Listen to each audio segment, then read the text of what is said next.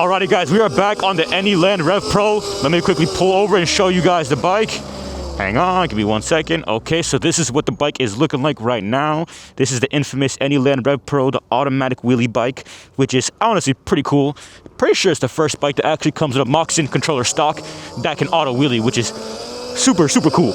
But the game plan for this video, like always, is to do some exploring, test out the bike, and see how she feels. It's crazy. Sometimes I forget how lightweight this bike is. Like when you're steering this thing, it is so maneuverable. You're gonna have to be careful. Like, I'm used to riding my Rex T01, which is like this super heavy electric e-bike, and this thing is like so much more nimble than that bike. So obviously this isn't gonna be like a normal review video. There's plenty of already big YouTubers doing reviews with this bike. What I'm gonna be doing instead is jumping up and down some curbs, having some fun with the bike, abusing it, and basically just seeing overall what it can do without breaking. Ideally without breaking it, but you never know. We do tend to break things on the channel once in a while.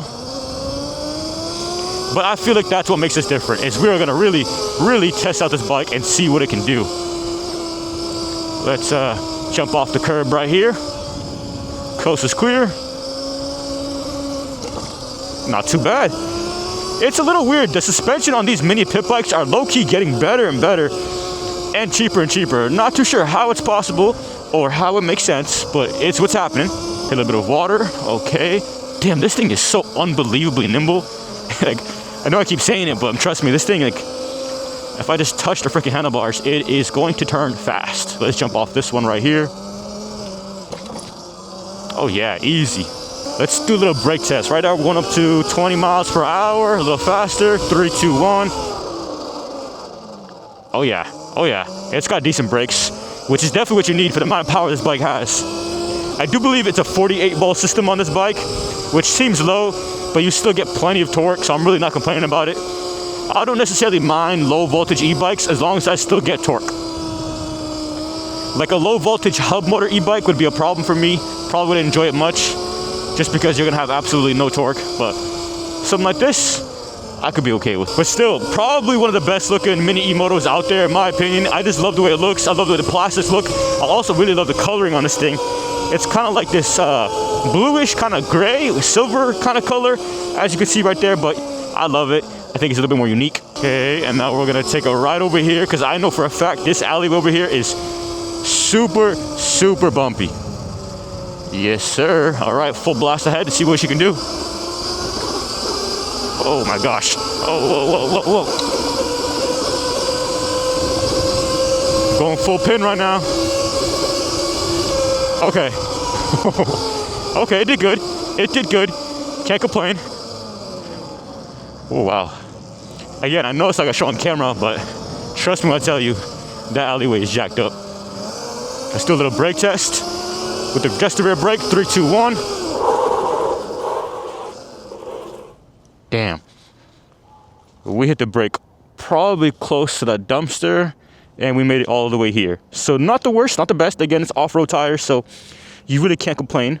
But damn, this bike is so much fun. I gotta see if my brake sensors are disconnected. Let me pull over right here and see.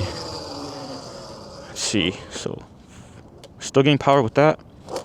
I still am. So if I sit towards the front. Oh yeah. We can definitely do a burnout.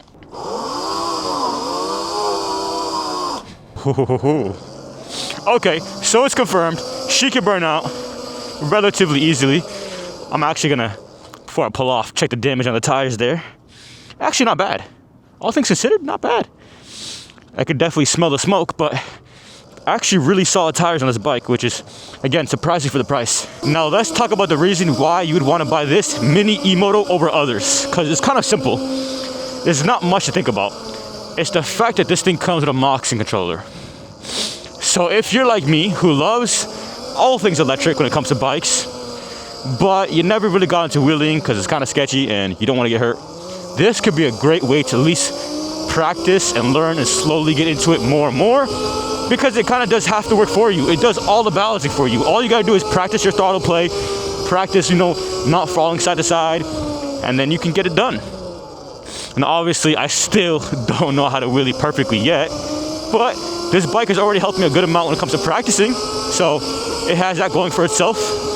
Plus, you're not gonna get another mini e-moto out there at this price point that comes with a Moxie controller. It's just not going to happen. Also, if any of you guys are interested in purchasing this bike, I will pop up my discount code on the screen right now and have a discount link in the description below. If you purchase using both those options or one of those options, you will help support your boy and help support the channel and save yourself some money. Ooh, she's climbing a hill right now. Okay, not too shabby, not too shabby. Yeah, this thing has an insane amount of torque. I'm actually really excited to take this thing to Elysian Park to see how it performs. It's weird because, hang on, let me stop right here. The bike is small, like, don't get me wrong, it's not a big bike, but it has a decent amount of clearance right here below, and probably has one of the best kickstands I've seen on a mini e-moto in a long time. Like, that is a perfect lean angle. Like, it's not gonna fall over, super strong kickstand, no complaints, 420 chain. Again, one of the better looking mini e-bikes out there, in my opinion, seriously. Alrighty. Dude, it's so comfy too. That's not spoken enough about this bike. That's one thing no one's talking about, and it's actually, you know what? I'm gonna bring it up right now in this disgusting alleyway. This seat is like super cushy. I have to give them a lot of credit. I really hope AnyLand makes a bigger version of this bike, just so it fits me a little bit better, but the seat that comes in this bike is incredible. Like, that is something I know a lot of people, or a lot of e-bike companies don't give a damn about, but it's one of those things that's really noticeable. It makes riding the bike a lot more fun because you can actually ride it for so much more longer. And technically speaking, it's a half twist throttle, but also a thumb throttle, which is definitely a weird feeling to have on an e-moto, but it's kind of cool. It's a little cool that it gives you both options, you know? You can kind of go back and forth. Also, guys, do me a solid. In the comments below, drop names of different kind of bikes you want me to check them out, and I'm gonna do my best to make it happen. Obviously, I'm not rich, so I'll see what I can do, but if I can afford it, it's in my budget, I'll try to buy them, test them out, and see what we can do. Low-key, I think my dream bike is probably gonna be the Surron, but the super heavy one. What is it called? The Light B? Not the Light B, the Ultra B. The Ultra B does seem pretty much like my dream e-bike. So hopefully one day somehow we can get our hands on one, but right now they're looking around like $6,000, so that is way, way, way, way, way out of my price range.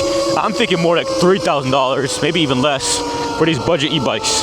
The one thing I gotta give AnyLand credit for is the bike seems very well built. Like, it's nothing's creaking, breaking, bending, sounds cheap. Everything kind of just sounds and feels premium, which again, for the price, is pretty surprising. It's just an overall really well-built machine. Again, the only complaint is the half twist, but like I said, AnyLand has that problem fixed, so hard to complain about that when they're gonna fix it, you know? Ooh, now we're on Sunset Boulevard with that famous or infamous In-N-Out over there that's constantly busy. I wonder how much money they make. They gotta be making like, I don't even know, a couple $100,000 a day maybe, if not more. Because, I mean, there's constantly a line over there. Like, it's non-stop. Alright, I'm taking a right, though. I'm not staying on this big road with a small little bike. Not saying it couldn't keep up. It just, no. Feels way too sketchy. I'm super excited about my next video. The game plan is to take this bike to Elysian Park and see how it does off-roading.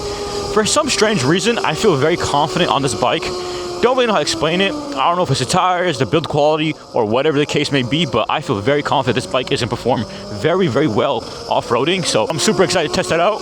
The video after that is I'm planning on taking this bike up to the Griffith Observatory, see how it handles that hill climb, see how the battery feels, all that fun stuff.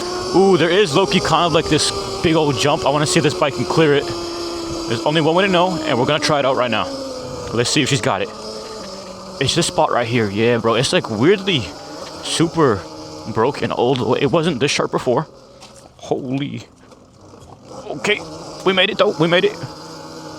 Oh, my gosh. Obviously, it's not going to look that dramatic on camera, but that was pretty crazy. Let's go hit these little bumps again. For the name of the game. Oh, hell yeah. Oh, yeah. Oh, yeah. Oh, yeah. Oh, yeah, this thing is crazy. Oh, that was fun. Just like that, we are at the end of the video. Please do your boy a favor. Don't forget to like and subscribe, and I will catch you guys in the next one.